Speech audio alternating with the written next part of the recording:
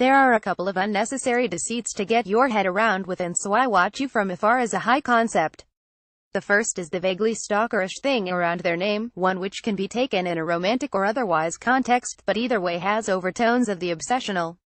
The second is that on this, their fifth album, the Belfast Quartet have pretty much dispensed with words, those great enablers of communication and understanding, tools which only the bravest of songwriters are willing to dispense with. That's not to say that prose can't be ultimately a gift of immense trivia bestowed upon any audience, but to have none at all. Our greatest lyricists deliver so much more than just random letters, of course, so dispensing with words opens an artist's work up to interpretation way beyond their control, as much as it removes the shackles of convention, twisting the dynamic of what constitutes a song at all. To summarize, it's complicated.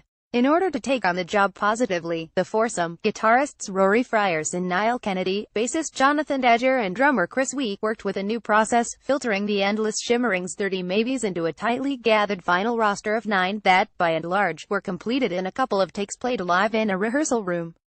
Consequential fortune also helped them to camping from home to the Machines with Magnet Studio in Pawtucket, Rhode Island. They immediately found themselves in the middle of a major snowstorm, the net result of which was a shared sense of isolation and purpose. Facing a whiteout, there was nothing else to do but play.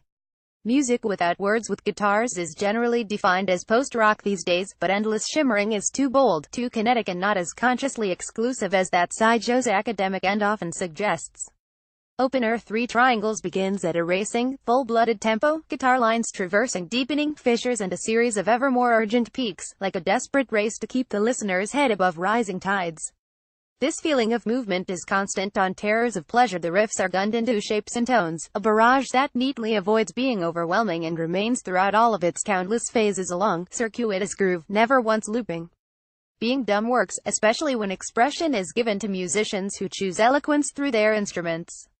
Fryers has claimed that there's a huge amount of emotion invested in these generally clipped and time-economic compositions, but whilst they're coy on the specifics and obvious direct influences are few, closer Chrysalism seems to have a slug of Barber's Adagio for strings etched into it. This is music with which it's still eminently possible to connect. Sometimes the titles offer nominal help, as a slow unfolding of wings flips from avalanches of noise to a gently idling counter, like the theme tune to Sprint Watch reimagined as a mini-rock opera.